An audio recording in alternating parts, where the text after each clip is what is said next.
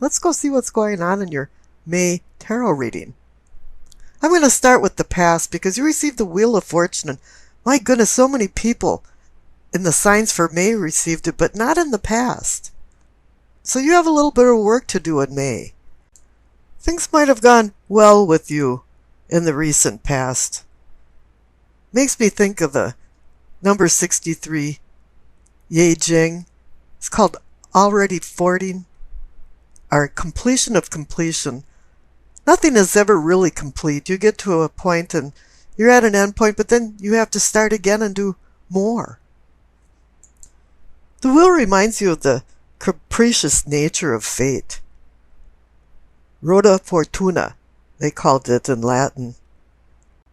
And the goddess Fortuna changed the position of the fates as the wheel spun. Considering it random, but is it really? And this is telling you that old roads lead to new forks in the road. And it unveils revolutionary new prospects. And now you've sought out these new prospects because down in the base of your spine for sourcing and urgings, you receive the Three of Wands and the Fool. The Three of Wands is about boldly going out in the world and finding your place, navigating the rough seas and sailing your ship into a safe harbor. It's about making your plans into a reality, and it's a card about motion and movement and going forward. And now you're the Fool. Spiritus, the breath or spirit of life, the itinerant wanderer, that now wants to discover the great mysteries of life and how you fit into this with your small little microcosm of your world. For any Gemini, you're the nomadic wanderer of your mind, but you do have a capricious nature, just like the Wheel of Fortune has. And I don't think your adventures are aimless, but it's more for the experience of it. In Buddhism, time is not counted, but experienced. And I think that's what you want to do right now, is you want new experiences for new learning opportunities. And the Wheel from the past and the Three of Wands next to the Fool is giving you the runway for this. Now up in your sacrum and pelvic for awakening and arousing, you receive the Four of Pentacles. They call this the miser card, that you're not charitable and you're hanging on to money, but I don't look at it that way. It's like you're a Klingon and you're hanging on to something that doesn't serve you anymore. Maybe you have an attitude like it's play now and pay later, and not making the right decisions that you should be making right now. Because the clarification card is the Two of Cups. It's a card about decision, partnership balance. It's also about relationships and the level of your relationship. And I think for some reason you're hanging on to something emotionally. It could be a love connection, or it could be a connection to things that just should not remain in your life. And you've been hesitant to change. And up above in your solar plexus, you received the Fool again. It's reminding you that the Fool heralds refreshing new beginnings with freedom and optimism, but he also has a perilous naivety about him, and I think you've been a little naive about what's going on. Now the clarification card is a good card. It's the Ten of Pentacles. It's a card of retirement. And we're not all at the retirement age, so it's more of a card of just satisfaction and contentment. And maybe things are moving fast now and you're realizing that you really do have to change and take the rose-colored glasses off, because I pulled another clarification card and you received the Eight of Wands. The card of sudden change. And it's also a card of messages and news. And maybe it's you saying to yourself, hey there, Kmart shopper, it's really time to change. Now in the center for the heart of the matter, and more of the subconscious you receive the Eight of Pentacles and the Ace of Swords. Now the Eight of Pentacles is about being skilled and talented, and Gemini is skilled and talented in many, many different ways. It's to the point where you're going from a student to a master, and you can teach other people. Now the Ace of Swords says, yeah, now it's time for a new sword beginning. Because you are swords. You are air. You're intellect. And all of a sudden you can use this sword to cut to the heart of the matter. Find the fork in the road for the revolutionary new prospects that the Wheel of Fortune in the past has offered. It's there, you just have to see it. And use your talents to move all of the plans that you're making with the Three of Wands forward. Now down in your throat for learning and communicating, teachings, receive the Seven of Wands and the Seven of Pentacles, 2 sevens. 7 can be a very spiritual number, or it can be the number of testing, putting you through various obstacles and tests. Now the Seven of Wands is about you succeeding, but you're on top of the hill and you're constantly defending yourself or defending your beliefs or defending your decisions. And the Seven of Pentacles is about almost to harvest. This is a tenuous time that you have to be vigilant in what you say and do, because the fruit of your labors and the abundance from them can be lost in one swooping motion. You know, the Ace of Swords in the heart of the matter is there, but it's only a promise. You're the one that has to do the hard work to make this a reality. But there's another new fork in the road up in the third eye for seeing and envisioning, because you receive the King of Pentacles and the Lover's card. The King of Pentacles is saying that you've been running your life more like a CEO in a company. As with the Eight of Pentacles in the heart of the matter, it's saying, yeah, you've been a really talented person and you've made some wealth. And even here it's health and well-being.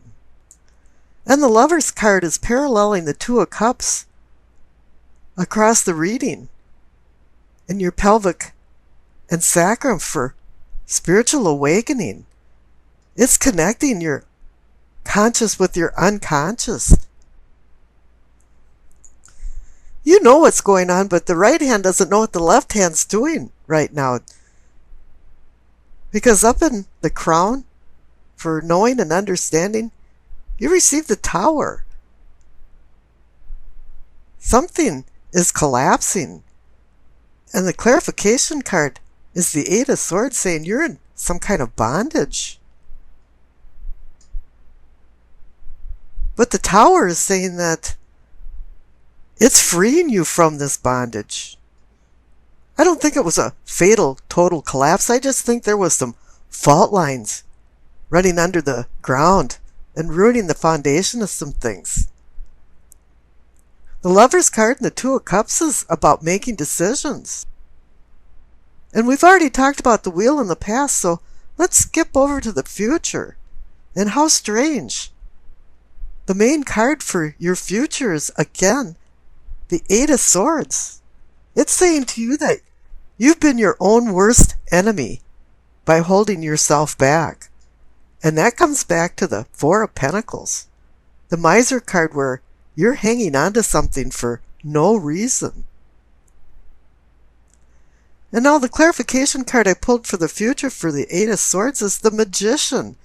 Now it's saying you have all of the tools that you need to manifest the dreams and goals that you see in your eyes so that you can move forward in life. Wow, I mean, just in case you missed it, this is about love and relationships and emotions.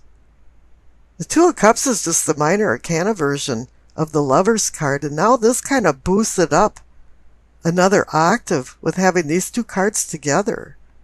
Now the Lover's card and the Two of Cups is about decision making. And for the Two of Cups, the number 2 does mean decision, partnership, and balance. And we all want partnership and balance mixed together. But you have to make a good decision to have this partnership and balance. And there's always that omnipresent idea of temptation. You know, we talk about morals and values, but you have to back up a little bit and think about ethics. You have to have ethics before you have morals, and you have to have morals before you acquire values. And this comes in to what you've learned in the past and what your beliefs are now for you to make decisions in the future. And there is a duality going on here because there's grace versus temptation. But then you think about it too, and we've got the senses, and it's the unconscious versus the conscious, the physical versus the spiritual. This is also vice versus virtue. You know, there's even a divine and earthly component involved in this, and you have to make a lot of choices. And it's kind of funny that it's about impulsive desires, and then you have to make these level-headed choices. How does this work? Well, in reality, it really doesn't a lot of the time. You know, even Adam and Eve lost the value of God's word and were exiled from the Garden of Eden. And there was no return from that. Once you've lost your virginity, once you've lost your values, morals, and ethics, sometimes it's hard to regain yourself. You know, the devil didn't make us do anything. You have to be careful of our free will and choices that we have, because you can't ever underestimate the value of choice over impulse and instinctive impulsive desires. You know, we humans like to think that we're above the lower animals, but we forget that we are actually still animals from the mammal family. It really is hard to believe how many things are involved in just falling in love. But really the underlying story of all of this is understanding, respect, and harmony. Now here there's a constant duality going on here. And the Two of Cups is a little weaker card than the Lover's card is a major arcana card. And one says that it's less mature and maybe the relationship is not stable in the test of time. So here too is a duality where there's a weaker link in a relationship versus a stronger link in a relationship, and which one do you have? Now the World card ties this all up because it's a card about completion, completing a cycle. It was a long road traveled. And you can even think of this as a journey by God's design. But here you're planting new seeds for your unconscious and conscious self to balance your mind, body, and spirit. You're balancing your positive and negative forces. For you to be able to love somebody else, you have to love yourself. And it's saying you became well-rounded in this love, emotion, relationship triangle that's going on here.